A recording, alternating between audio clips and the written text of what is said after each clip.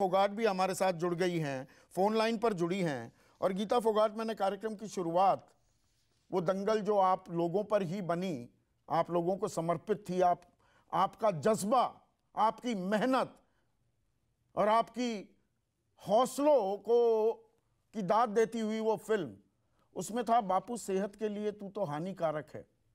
अरे बाप ने तो ताने झेले, पर क्या ये महासंघ सेहत के लिए हानिकारक हो गया है पहलवानों की?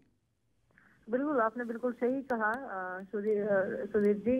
आज के दिन ऐसा ही कुछ हमारे खिलाड़ियों के साथ हो रहा है। तो हमारे जो रेसलिंग फेडरेशन के प्रेसिडेंट हैं वो हमारे सभी खिलाड़ियों के लिए हानिकारक हो गए हैं। और मतलब हमारे बापू तो एक अच्छे वे में हानिकारक थे, लेकिन यहाँ जो हानिकारक है वो सही में जो हानिकारक शब्द का प्रयोग होता है तो वो उस तरह से उनके ऊपर लागू होता है। तो अगर ये यौन शोषण किया जा रहा था, ऐसे प्रताड़ना की जा रही थी, खास मैं महिला पहलवानों की बात कर रहा हूं, तो आप लोग इतने दिनों से चुप क्यों बैठे थे?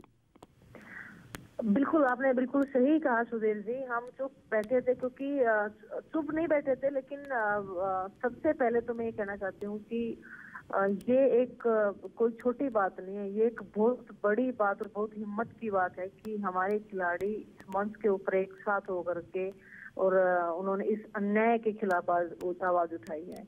और आज तक हम चुप इसलिए रहे क्योंकि हमें यही डर था कि किसी एक के बोलने से चीजें नहीं हो पाती। अगर साथ में पूरे जो खिलाड़ियों का जो ग्रुप है, हम जो जितने खिलाड़ी होते हैं, अगर सब एक साथ होकर नहीं किसी चीज को अगर हम आवाज उठाएंगे तो हमें लगता था कि नहीं बात बनेगी। इसके पीछे क्या एक कड़वी हकीकत गीता क्या ये है कि देखिए, आप सब लोग और मैं भी एक बहुत ही साधारण से परिवार से आता हूं, मेहनत की, दुनिया के ताने झेले, आप नेशनल्स खेलने जा रही हैं, इंटरनेशनल खिलाड़ी बनना चाह रही हैं, और फेडरेशन की कृपा अगर हट गई है, आपको हटा दिया, आपकी तो सारी मेहनत, परिवार का त्याग, वो तो स्वाहा हो गया। तो अगर कोई कुछ कर भी रहा है तो जब तक सब लोग इकट्ठे ना हुए तो किसी एक में दम नहीं होता आवाज उठाने का। क्या ये भी एक कड़वी हकीकत है गीता? बिल्कुल बिल्कुल सही कह रहे हैं संदीप जी, क्योंकि हिम्मत की आप बात कर रहे हैं ना, तो क्योंकि हमारे जो प्रेसिडेंट हैं वो उन्होंने अपना जो व्यक्तित्व है, तो मतलब चाहे वो खिलाड़ियों में हो, कोचिज में हो, तो एक इस तरह का माहौल है कि वो एक मतलब डरा के लगा लीजिए, धमका के कि गुंडागर्दी पर वो उतारू हो जाते हैं। तो एक लोगों में एक खौफ है कि हर कोई बोलने से डरता है।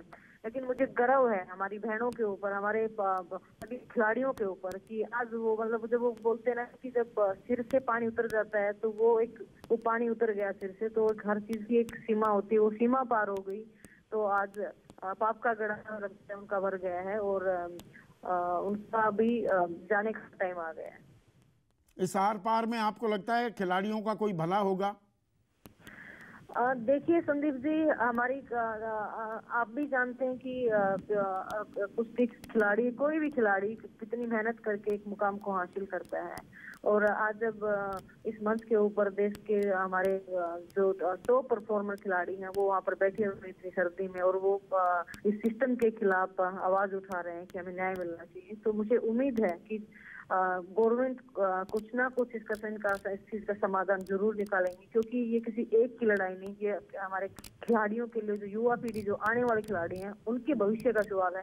और दूसरा, ये यौन शोषण का जो उनके ऊपर आरोप लगा है, ये कोई झूठा आरोप उनके ऊपर नहीं रहा, ये एक बहुत ही गंभीर मामला है, मुझे मैं कहना चाहती हूँ। और जब ये चीजें इतनी खुलकर आई हैं तो अब आने वाले दिन में हर पेरेंट्स, माहौल बहुत कुछ बदला है समय के साथ, पेरेंट्स लड़कियों को आगे लेके आना चाह रहे हैं, लड़कियां आ भी रही हैं। लेकिन जब इस तरह की चीज, इस तरह के गंभीर आरोप अब इतनी बड़ी फेडरेशन के अध्यक्ष के ऊपर लगे हैं, तो मुझे लगता है कि माँ बाप को चिंता जरूर होगी। लेकिन अगर इसका नतीजा अच्छा निकलता है तो हम उम्मीद यही कर रहे हैं और नतीजा अच्छा निकलना भी चाहिए, ताकि हमारे जो खिलाड़ी हैं उनका कैरियर भी सुरक्षित हो और वो अपनी फील्ड में इन सब चीजों से हटके अपने गेम पर वो फोकस कर पाए। तो वो तो खिलाड़ी कह रहे हैं कि हम कुश्ती छोड़कर यहाँ पर धरने पर बैठे हैं और अध्यक्ष कुर्सी पर चिपके हुए हैं। ये अपने आप में एक कमाल हो रहा है। खिलाड़ी अपनी प्रैक्टिस छोड़कर अपनी परेशानियों का इजहार कर रहे हैं, अध्यक्ष जी कुर्सी पर अटके हुए हैं। चिपके हुए हैं। जी, मैं वही तो कमाल की बात है संदीप जी कि माननीय अध्यक्ष जी को कुर्सी इतनी प्यारी है कि वो उनको खिलाड़ियों की इतने सालों से तकलीफ नहीं दिखाई थी, तो अब तो तकलीफ दिखाई कहाँ देगी। अब तो उनको जो है गवर्नमेंट को कुछ ना कुछ इसके ऊपर सख्त नहीं, पर एक्शन वो लेना ये भी पड़ेगा। कहते हैं कि अब ये खिलाड़ी देश के लिए कोई मेडल तो ला नहीं सकते, ये खामखा के आरोप लगा रहे हैं। अभी उनके उनके कहने से अभी वो मुझे लगता है कि बौखला गए हैं प्रेसिडेंट जी, और उनको समझ में नहीं आ रहा कि जो आज ही उनका कड़वा सच समाज के सामने, देश के सामने आ गया, तो उससे निपटना कैसे है।